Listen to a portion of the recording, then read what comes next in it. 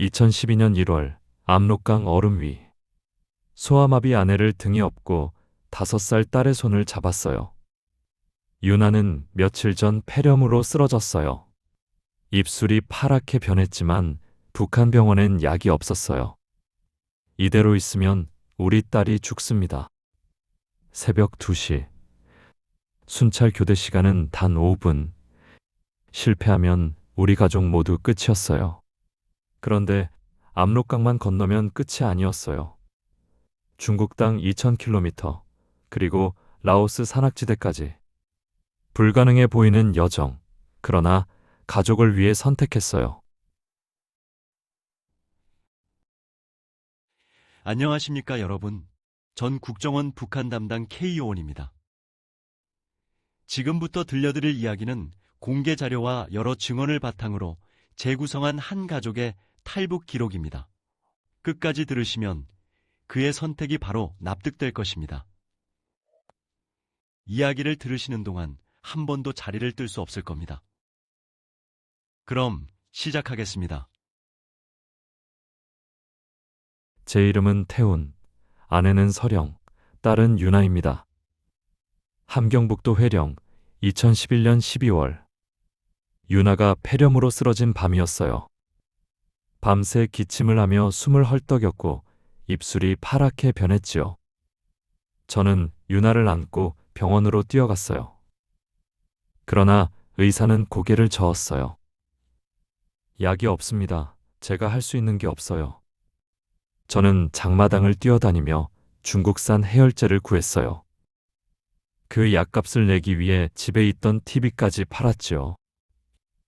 유나는 다행히 회복했지만 저는 깨달았어요. 이렇게 살다간 우리 딸이 살기 힘들다. 그날 밤 저는 아내 서령을 붙잡고 울었어요. 서령은 소아마비 후유증으로 다리를 절뚝이며 걸었어요. 하루 종일 장마당에 서 있을 수가 없었지요. 서령아, 우리 이대로 있으면 유나가 죽어. 우리도 다 굶어 죽고. 서령은 눈물을 흘리며 물었어요. 그럼 어떻게? 탈북해야 돼. 한국으로 가야 해. 서령은 당황했어요. 태훈아, 나는 다리가 불편한데 어떻게 강을 건너? 어떻게 중국을 가로질러 가? 저는 서령의 손을 꽉 잡았어요. 내가 업고 갈게. 네가 못 걸으면 내가 걷는 거야. 서령은 고개를 저었어요. 안 돼. 나 때문에 너랑 유나까지 위험해져. 너희 둘만 가. 하지만 저는 단호했어요. 셋이서 나가는 거야. 아니면 셋 다 여기서 죽는 거고. 서령의 눈에서 눈물이 흘러내렸어요. 태훈아, 나는 너한테 짐이 될 거야. 저는 서령의 두 볼을 손으로 감싸 안았어요. 당신은 짐이 아니야.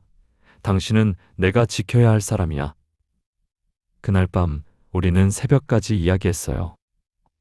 서령은 한참을 울다가 마침내 고개를 끄덕였어요. 알았어, 태훈아. 당신 믿을게.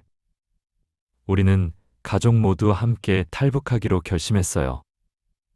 결심한 후 저는 한 달 동안 준비했어요. 먼저 브로커를 찾아야 했어요. 장마당에서 소문을 듣고 조심스럽게 접근했지요. 브로커는 중년 남자였어요. 가족이 몇 명이요? 셋입니다. 저랑 아내 그리고 5살 딸. 모두 건강하오? 저는 잠시 머뭇거렸어요. 아내 다리가 조금 불편합니다. 브로커가 인상을 찌푸렸어요. 장애인이요? 그럼 위험하오. 돈을 더 내야 하오. 저는 고개를 숙였어요. 얼마든지 내겠습니다. 1월 14일, 그날 강이 얼어요. 그때 건너야 하오. 저는 돈을 모으기 시작했어요. 라디오, 이불 등 집에 있던 물건들을 하나둘 팔았어요. 서령은 자기가 아끼던 은반지를 꺼냈어요. 결혼할 때 제가 준 반지였지요. 서령아, 그 반지는 팔지 마. 하지만 서령은 반지를 제 손에 쥐어줬어요. 괜찮아. 한국 가면 당신이 새 반지 사줄 거잖아. 저는 그 반지를 장마당에 팔았어요. 한 달이 지나고 출발 3일 전, 저는 포대기를 구했어요. 서령을 업기 위한 포대기였죠. 저는 포대기 매듭을 여러 번 연습했어요. 단단히 묶어야 했으니까요. 출발 전날 밤, 저는 유나를 무릎에 앉혔어요. 유나야, 우리 곧 먼 여행을 떠날 거야. 어디 가요, 아빠? 아주 좋은 곳이야. 거기 가면 유나가 아프지 않아. 유나는 눈을 반짝이며 고개를 끄덕였어요. 서령아, 나를 믿어. 내가 꼭 데려다 줄게. 서령은 눈물을 흘리며 조용히 대답했어요. 알아, 당신 믿어. 2012년 1월 14일 밤 11시. 우리 가족은 압록강 근처 마을에 도착했어요. 브로커가 어둠 속에서 기다리고 있었어요. 왔소? 오늘 밤 2시에 건너야 하오. 순찰 교대 시간이 5분 있소. 그 사이에 건너야 해요. 강은 얼었습니까? 반쯤 얼었소. 조심해서 건너야 하오. 얼음 깨지는 소리 나면 경비병이 듣소. 저는 긴장감에 손이 떨렸어요. 브로커가 우리를 차갑고 어두운 빈 창고로 안내했어요. 내가 신호 보낼 때까지 여기서 기다리시오. 브로커가 나가고 우리 셋만 남았어요. 서령은 유나를 꼭 안고 있었어요. 유나는 추위에 떨며 엄마 품에 파고들었지요. 저는 창고 구석에서 포대기를 꺼냈어요. 서령아, 이거로 당신을 업을게. 서령은 포대기를 만지작거리며 눈물을 닦았어요. 태훈아, 정말 미안해. 내가 멀쩡했으면. 저는 서령의 말을 막았어요. 그런 말 하지 마. 우리 셋이 함께 가는 거야. 새벽 1시. 시간이 너무 천천히 갔어요. 유나가 졸음에 겨워 눈을 비볐어요. 아빠 졸려요. 조금만 참아, 유나야. 곧 출발할 거야. 새벽 1시 50분. 브로커가 다시 나타났어요. 손에 플래시를 들고 있었지요. 준비하시오. 10분 후 출발이요. 저는 포대기를 꺼냈어요. 그리고 서령을 등에 업었어요. 서령은 제 등에 매달리며 속삭였어요. 태훈아, 내가 너무 무거우면. 제가 말을 끊었어요. 괜찮아.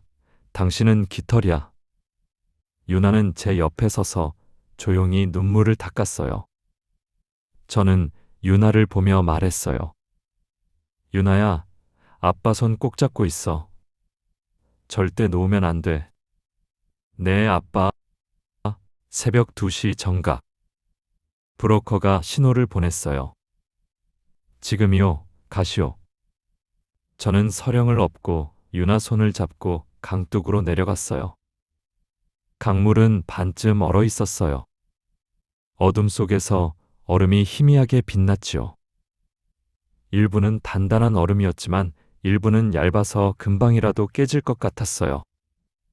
저는 한 발을 얼음 위에 조심스럽게 내디뎠어요.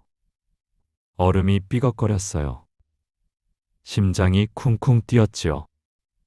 서령아, 숨 죽여. 응. 한 발 한 발 조심스럽게 얼음 위를 걸었어요. 유나는 제 손을 꽉 잡고 따라왔어요. 아이의 손이 차갑게 떨리고 있었지요. 10m, 20m. 얼음은 그나마 단단했어요. 하지만 30m쯤 갔을 때 얼음 밑에서 졸졸졸 물소리가 들렸어요. 얼음이 약해지고 있었던 거예요. 저는 걸음을 멈추고 어디로 가야 할까 생각했어요. 왼쪽은 얼음이 더 얇아 보였고 오른쪽은 어두워서 잘 보이지 않았죠. 저는 오른쪽으로 방향을 틀었어요. 그때였어요. 저 멀리서 경비병의 목소리가 들렸어요. 거기 누구냐? 제 심장이 멎는 것 같았어요. 서령은 제 등에서 숨죽였고 유나는 입을 손으로 막았죠. 다행히 그 목소리는 다른 방향에서 들려왔어요. 우리가 아닌 다른 탈북자를 발견한 것 같았어요. 거기서 총소리가 울렸어요. 탕! 저는 본능적으로 몸을 낮추고 유나를 바닥에 가까이 끌어당겼지요. 유나야, 소리 내면 안 돼. 네. 유나는 울음을 참으며 고개를 끄덕였어요. 저는 재빨리 색강 쪽으로 방향을 틀었어요. 색강은 얼음이 더 약했지만 경비병의 시야에서 벗어날 수 있었어요. 50m, 60m. 저는 계속 걸었어요. 그런데 그때 유나가 미끄러졌어요. 얼음 위에서 발이 헛디딘 거예요. 아! 유나의 작은 비명이 어둠 속에 울렸어요. 저는 재빨리 몸을 숙여 유나를 붙잡았지요. 그 바람에 균형을 잃을 뻔했지만 간신히 버텼어요. 서령은 제 등에서 울먹였어요. 태훈아, 미안해. 내가 너무 무거워서. 저는 숨을 헐떡이며 말했어요. 괜찮아. 조금만 더 가면 돼. 하지만 사실 힘들었어요. 등은 뻐근했고 다리는 후들거리고 주위에 손가락에 감각도 없었지요. 강 중간쯤 왔을 때 드드득 얼음이 갈라지는 소리가 들렸어요. 크게는 아니었지만 분명히 갈라지고 있었어요. 더 이상 조심스럽게 걸을 여유가 없었어. 빠르게 걸음을 옮겼어요. 서령은 제 등에 얼굴을 묻고 기도했어요. 제발, 제발. 유나는 저를 믿는 눈으로 조용히 따라왔어요. 80m, 90m. 저 앞에 중국 땅이 보였어요. 어둠 속에서도 강둑의 윤곽이 보였지요. 조금만 더, 조금만 더. 마지막 10m를 남겨두고 얼음이 콰드득 하고 크게 울렸어요. 태훈아! 서령이 비명을 질렀어요. 저는 마지막 힘을 다해 뛰었어요. 서령을 업고 유나 손을 잡고 얼음 위를 달렸어요. 5m, 3m, 1m. 그리고 마침내 제 발이 중국 땅을 밟았어요. 저는 그 자리에 주저앉았어요. 서령을 내려놓고 유나를 안았어요. 우리 세 사람은 한동안 말없이 서로를 껴안고 울었어요. 살았다, 우리 살았어. 서령도 땅에 주저앉아 울었어요. 태훈아, 고마워. 정말 고마워. 유나는 제 품에 안겨 조용히 흐느꼈어요. 저는 하늘을 올려다봤어요. 별이 총총히 빛나고 있었지요. 첫 번째 관문을 넘었다. 하지만 서령이 떨리는 목소리로 제게 말했어요. 태훈아, 나 때문에 당신이 너무 힘들 거야. 정말 미안해. 저는 서령의 두 손을 잡으며 말했어요. 서령아, 당신이 못 걸으면 오늘은 내가 당신의 다리야. 그러니까 미안해하지 마. 서령은 눈시울이 붉어지며 저를 안았어요. 브로커가 다가와 속삭였어요. 축하하오. 이제 중국이요. 하지만 여기도 위험하오. 빨리 움직여야 하오. 저는 고개를 끄덕였어요. 그리고 다시 서령을 업었어요. 이제 시작이에요. 중국 땅 2000km를 가로질러야 하니까요. 중국에 들어온 첫날 아침. 우리 가족은 브로커가 마련한 은신처에 숨었어요. 허름한 농가 헛간이었죠. 여기서 며칠 쉬시오. 제가 다음 이동 경로를 준비할 거요. 저는 안도했어요. 드디어 잠깐이라도 쉴 수 있게 됐으니까요. 서령은 헛간 바닥에 누워 숨을 헐떡이었어요. 강을 건너는 내내 제 등에 매달려 있었던 게 체력을 다 소진시켰던 거예요. 유나는 엄마 옆에 누워 조용히 엄마 손을 잡았어요. 엄마, 괜찮아요? 응, 엄마 괜찮아. 하지만 서령의 목소리는 힘이 없었어요. 3일이 지나고 브로커가 다시 나타났어요. 이제 다음 도시로 이동해야 하오. 트럭을 준비했소. 얼마나 가야 합니까? 한 500km요. 거기서 또 다른 브로커를 만날 거요. 그날 밤 우리 가족은 냉동 트럭 짐칸에 숨어 이동했어요. 트럭 안은 정말 추웠어요. 서령은 유나를 꼭 안고 떨었어요. 저는 두 사람을 껴안으며 체온을 나눴어요. 트럭은 밤새 달렸고 중간에 검문소를 지나갈 때 우리는 숨을 죽였어요. 트럭이 멈추더니 짐칸 문 손잡이가 덜컹거리는 소리가 들렸어요. 중국 공안의 목소리가 들렸지요. 어디 가는 거요? 심양입니다. 냉동식품 배달이요. 뒤에 뭐가 실려 있어? 돼지고기요. 보시겠소? 저는 심장이 터질 것 같았어요. 서령도 제 손을 꽉 잡았지요. 손전등 불빛이 짐칸 틈새로 새어 들어왔어요. 유나는 입을 꽉 막고 숨을 참았어요. 됐소, 가시오. 트럭이 다시 움직이고 우리는 그제야 한숨을 내쉬었어요. 새벽에 도착한 곳은 또 다른 시골 마을이었어요. 그곳에서 저는 새로운 브로커를 만났어요. 이름은 란투였어요. 란투는 우리 가족을 보더니 인상을 찌푸렸어요. 아니, 장애인이 있어? 이거 큰일인데. 저는 당황했어요. 문제가 됩니까? 문제가 되지. 동남아시아 태국까지 가는 길이 얼마나 험한데. 라오스 사는 멀쩡한 사람도 못 가는 곳이요. 저는 애원했어요. 제가 아내를 업고 갈게요. 제발 도와주세요. 란투는 한참을 생각하더니 말했어요. 돈을 더 내야 하오. 위험 부담이 크니까. 저는 가지고 온 돈을 거의 다 내놓았어요. 란투는 돈을 세더니 고개를 끄덕였어요. 알았어. 일주일 후에 출발하오.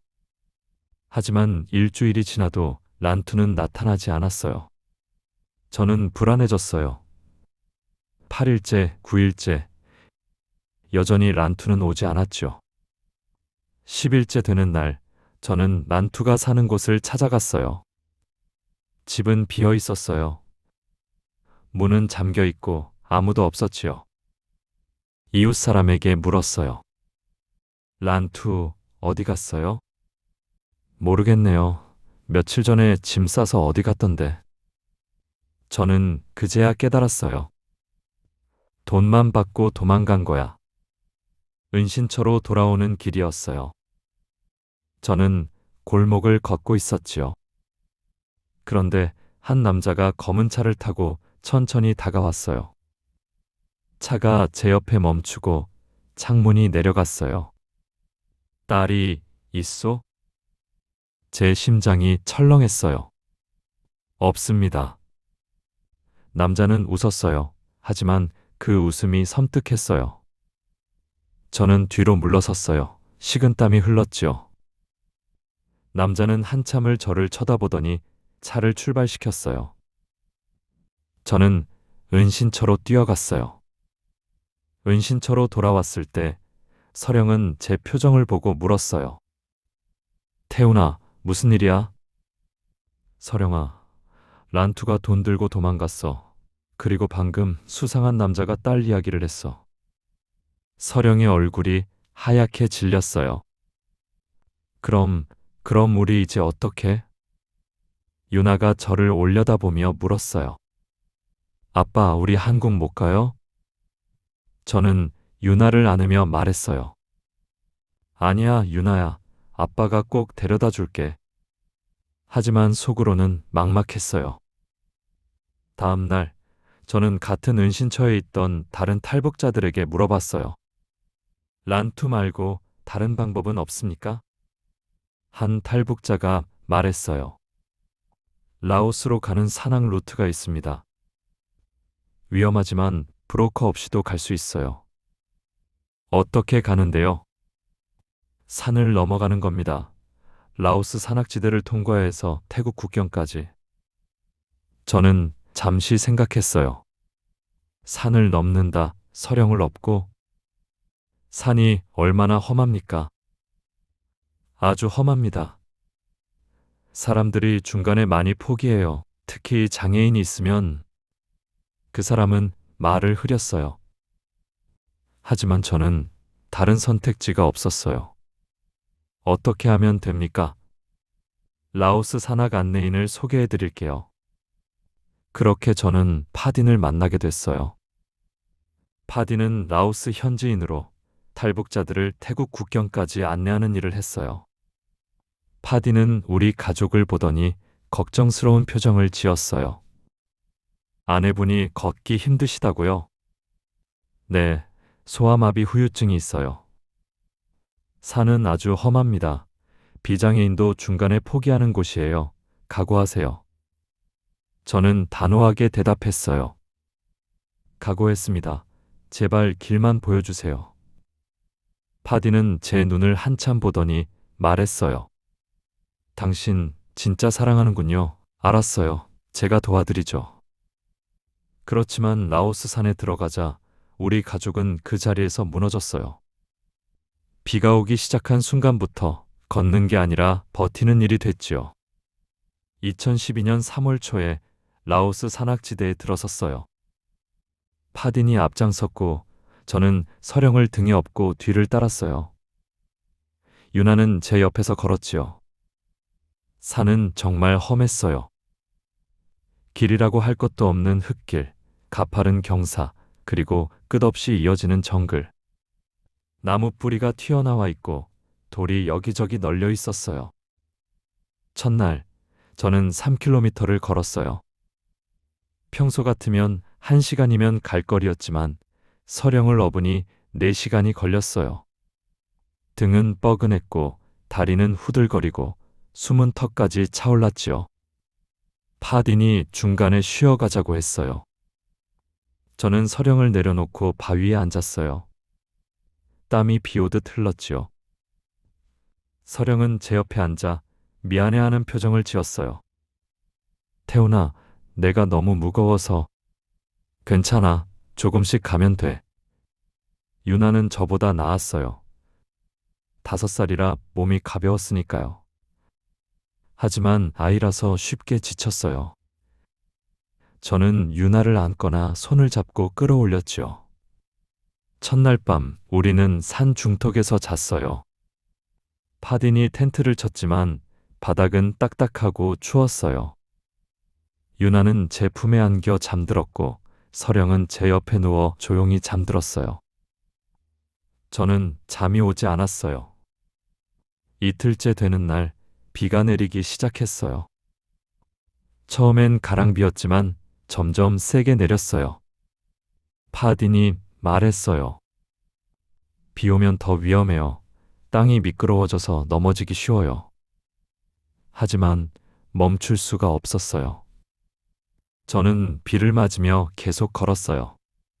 서령을 업고 유나 손을 잡고. 비는 점점 더 세게 내렸어요. 옷이 젖고 신발이 젖고 온몸이 젖었어요. 땅은 진흙탕이 됐고 발이 푹푹 빠졌지요. 한 발을 떼면 진흙이 발목까지 올라왔어요.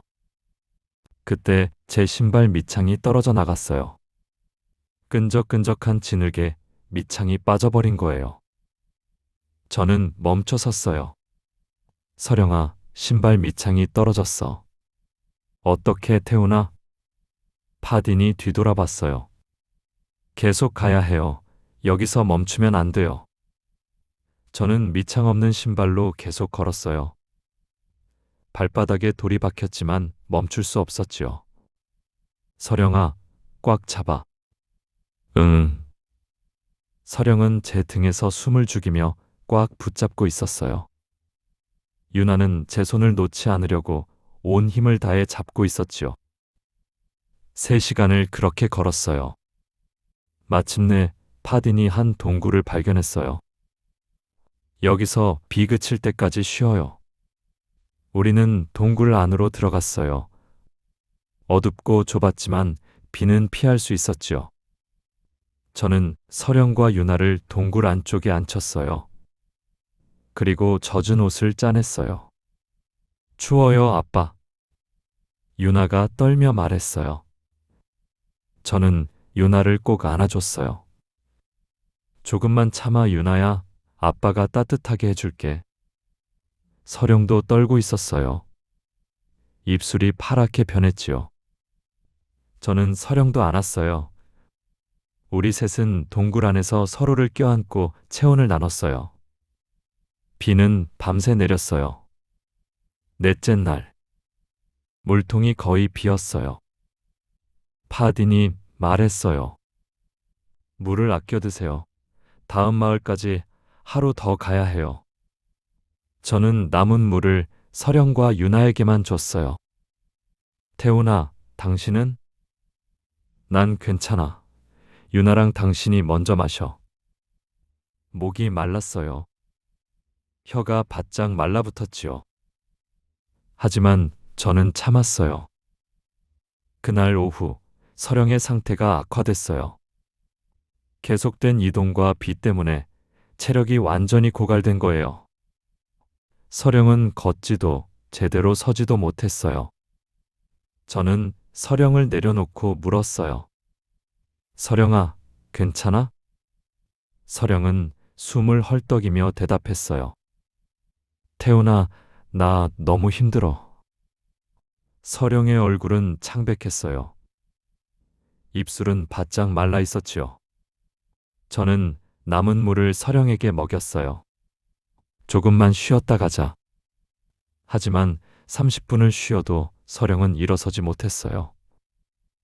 다리에 힘이 없었던 거예요. 원래도 불편했던 다리가 완전히 말을 안 듣는 거였죠. 저는 서령을 다시 업으려고 했어요. 그런데 서령이 제 손을 붙잡으며 말했어요. 태훈아, 나 더 이상 못 갈 것 같아. 눈물이 서령의 눈에서 흘러내렸어요. 태훈아, 미안해. 나는 여기까지인 것 같아. 저는 서령의 손을 꽉 잡았어요. 무슨 소리야? 조금만 더 가면 돼. 안 돼. 나 때문에 너랑 유나까지 위험해져. 너희 둘만 먼저 가. 서령이 고개를 가로저었어요. 저는 서령의 얼굴을 두 손으로 감싸며 말했어요. 서령아, 우리가 셋이서 나왔으면 셋이서 도착해야지. 나 혼자 또는 유나랑 둘이서 한국에 간다고 해서 그게 행복일까? 아니야. 당신 없으면 의미가 없어. 서령은 눈물을 흘렸어요. 하지만 저는 말을 끊었어요. 하지만은 없어. 당신이 못 걸으면 내가 당신의 다리야. 저는 다시 서령을 등에 업었어요. 그리고 일어섰어요. 다리가 떨렸지만 저는 걸었어요. 한 발 한 발. 파디는 그 모습을 보며 눈물을 닦았어요. 유나는 제 옆에서 조용히 걸으며 엄마 손을 잡았어요. 엄마, 괜찮아요? 응, 엄마 괜찮아. 하지만 서령의 목소리는 힘이 없었어요.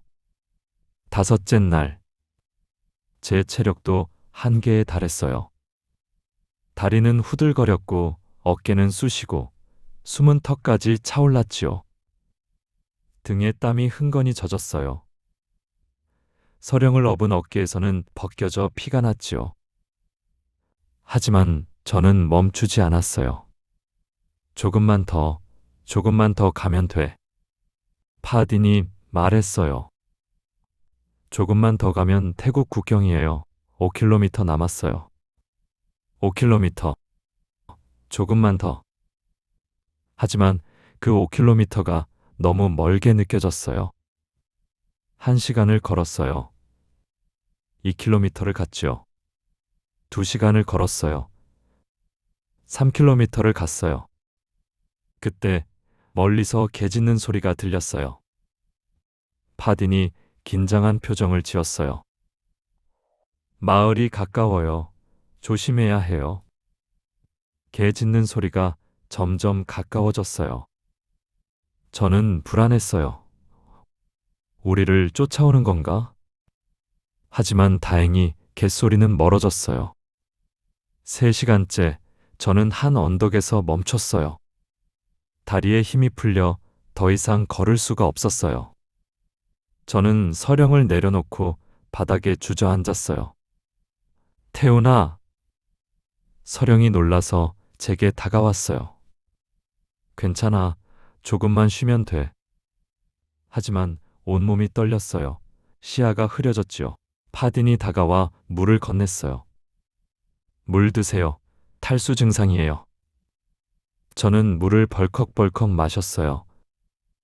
목이 다 들어가는 것 같았으니까요. 30분을 쉬고 저는 다시 일어났어요. 그리고 서령을 업었어요. 태훈아, 괜찮아? 응, 괜찮아. 하지만 사실 괜찮지 않았어요. 다리가 후들거렸고 시야가 계속 흐려졌지요. 그래도 가야 해. 2km만 더 가면 돼. 저는 걸었어요. 한 발, 한 발. 유나가 제 손을 잡으며 말했어요. 아빠 힘내요. 저는 유나를 보며 웃었어요. 응, 아빠 힘낼게. 6째 날 새벽. 우리는 태국 국경 1km 지점에 도착했어요. 파딘이 앞을 가리켰어요. 저기 보이세요? 저 불빛이 태국 국경 수비대예요. 조금만 더 가면 돼요. 저는 그 불빛을 바라봤어요. 희망이 보였어요. 드디어 끝이 보이는 거예요. 조금만 더, 1km만 더. 하지만 그때 유나가 쓰러졌어요. 유나야! 저는 황급히 유나에게 달려갔어요. 유나는 땅에 쓰러져 의식을 잃고 있었어요. 탈수와 영양실조 때문이었어요. 며칠간 제대로 먹지도 못하고 걸었으니까요. 유나야, 유나야. 서령도 울면서 딸을 불렀어요. 유나야, 눈 떠. 하지만 유나는 눈을 뜨지 못했어요. 파딘이 말했어요. 빨리 국경으로 가야 해요. 거기 가면 의료진이 있어요. 저는 유나를 안아 올렸어요. 그리고 서령을 다시 등에 업었어요. 태훈아, 안 돼. 너무 무거워. 괜찮아. 조금만 더 가면 돼. 저는 서령을 업고 유나를 품에 안았어요. 그리고 마지막 힘을 다해 걷기 시작했어요. 진흙 위를 비를 맞으며 숨을 헐떡이며 저는 걸었어요. 한 발, 한 발. 유나야, 조금만 참아. 조금만 더 가면 병원이 있어. 800m. 저는 계속 걸었어요. 다리가 떨렸어요. 온몸이 비명을 질렀지요. 600m. 무릎이 꺾일 것 같았어요. 하지만 저는 걸었어요. 400m. 시야가 흐려졌어요. 앞이 잘 보이지 않았지요. 하지만 멈출 수 없었어요. 유나가 죽을 수도 있었으니까요. 200m. 저는 비틀거렸어요. 넘어질 것 같았어요. 하지만 파딘이 제 팔을 붙잡았어요. 조금만 더 가면 돼요. 100m. 저는 마지막 힘을 짜냈어요. 50m. 그리고 마침내 태국 국경 수비대의 플래시라이트가 우리 가족을 비췄어요. 수비대원들이 달려왔어요. 거기 누구세요? 저는 쓰러지기 직전 간신히 말했어요. 탈북자 도와주세요. 딸이. 수비대원들이 우리 가족을 부축했어요. 유나를 안고 구급차로 뛰어갔죠. 저는 그제야 무릎을 꿇고 울부짖었어요. 살았다. 우리 살았어. 서령도 땅에 주저앉아 울었어요. 태훈아, 고마워. 정말 고마워. 저는 하늘을 올려다봤어요. 새벽 하늘에 별이 총총히 빛나고 있었지요. 해냈다. 우리 해냈어. 태국 난민보호소. 유나는 병원에서 하루를 보낸 후 의식을 되찾았어요. 의사가 말했어요. 아이가 탈수와 영양실조가 심각했습니다. 조금만 늦었으면 위험할 뻔했어요. 저는 유나의 손을 잡으며 눈물을 흘렸어요. 유나야, 아빠가 미안해. 많이 아팠지? 유나는 희미하게 웃으며 말했어요. 괜찮아요, 아빠. 우리 한국 갔어요? 아직은 아니야. 하지만 곧 갈 거야. 조금만 더 기다리면 돼. 서령은 휠체어에 앉아 있었어요. 라오스 산을 넘으며 다리 상태가 더 악화됐던 거예요. 하지만 서령은 웃고 있었어요. 태훈아, 우리 해냈어. 정말 해냈어. 저도 웃었어요. 응, 우리 해냈어. 셋째 날 오후. 비는 그쳤지만 길은 더 험해졌어요. 진흙이 미끄러워서 한 발 한 발이 조심스러웠지요.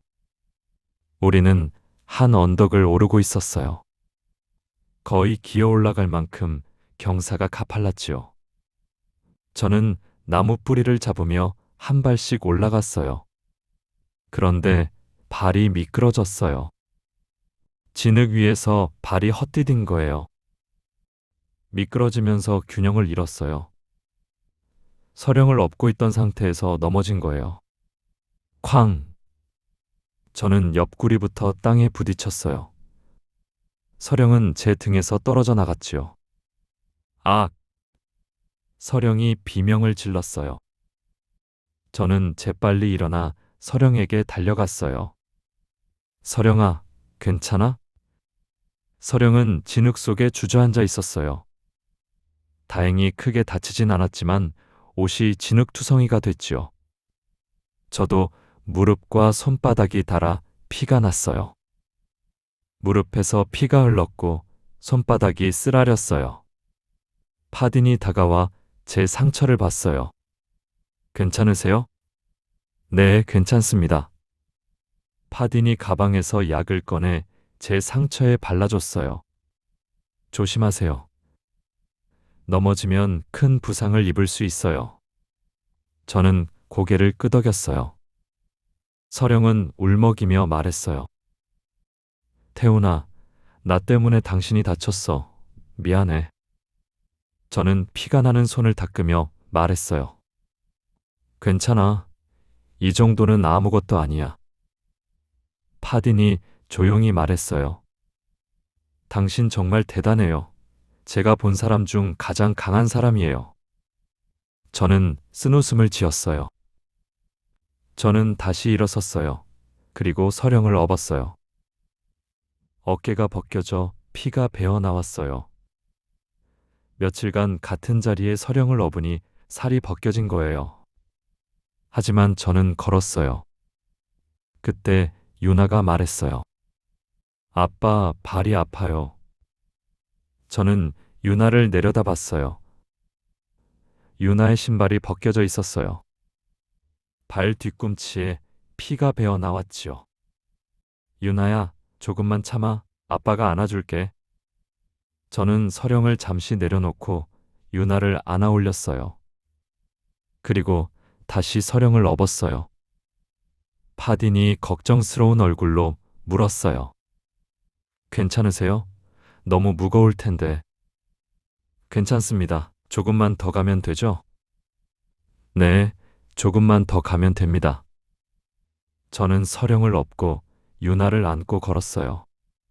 한 달 후, 우리 가족은 대한민국 인천공항에 도착했어요.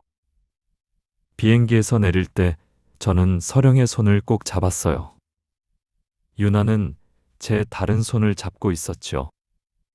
아빠, 여기가 한국이에요? 그래, 유나야, 여기가 한국이야. 유나는 눈을 반짝이며 주위를 둘러봤어요. 그날 K 요원님을 처음 만났어요. 저는 여윈 얼굴로 손을 내밀었어요. 감사합니다. 한국에 온 게 아직도 믿기지 않습니다. 1년 후, 저는 한 공장에서 일하고 있었어요. 월급은 많지 않았지만 만족스러웠지요. 서령은 재활치료 덕분에 지팡이를 짚고 짧은 거리는 걸을 수 있게 되었어요. 유나는 학교에서 그림 그리기를 좋아하는 밝은 아이로 자랐습니다. 그날 저희 가족은 K 요원님을 저녁 식사에 초대했습니다. 좁은 아파트였지만 따뜻한 밥과 김치찌개를 정성스럽게 준비했지요. 식사 후 저는 요원님께 말했어요. K 요원님, 저는 라오스 산에서 몇 번이나 포기하고 싶었어요. 특히 서령이가 더 이상 못 간다고 했을 때 저는 잠시 말을 멈췄다가 이어갔어요. 하지만 포기할 수 없었어요. 서령이가 저를 믿고 따라왔는데 제가 포기하면 그건 서령이를 버리는 것이었으니까요. 서령은 눈물을 닦으며 웃었습니다. 서령이를 지키고 싶어서 더 강해진 것이지요. 사랑이 저를 강하게 만들었어요. 여러분, 그 후 몇 년이 지났습니다. 태우는 그 공장에서 반장으로 승진했습니다. 서령은 복지관에서 다른 장애인들을 돕는 자원봉사를 시작했습니다. 유나는 중학생이 됐고 꿈이 화가라고 합니다. 하지만 제가 태훈을 만날 때마다 기억하는 장면이 있습니다. 2012년 1월 압록강 얼음 위 태훈이 서령을 업을 때 서령이 태훈에게 말했습니다. 태훈아, 나 때문에 돌아가자. 그때 태훈이 대답했습니다. 서령아, 당신이 못 걷는다면 오늘은 내가 당신의 달이야. 여러분, 이게 바로 진짜 사랑입니다. 편할 때만 사랑하는 게 아니라 힘들 때 더 강해지는 게 사랑입니다. 태우는 아내를 버리고 혼자 도망칠 수도 있었습니다. 그게 더 안전하고 빠른 길이었으니까요. 하지만 태우는 그러지 않았습니다. 아내를 업고 딸의 손을 잡고 끝까지 함께 걸었습니다. 그 결과 3명 모두 살아남았습니다. 구독과 좋아요, 알림 설정 부탁드립니다. 그리고 댓글로 여러분의 생각을 나눠주세요. 여러분, 오늘도 소중한 사람을 더 사랑하며 사십시오. K요원이었습니다. 감사합니다.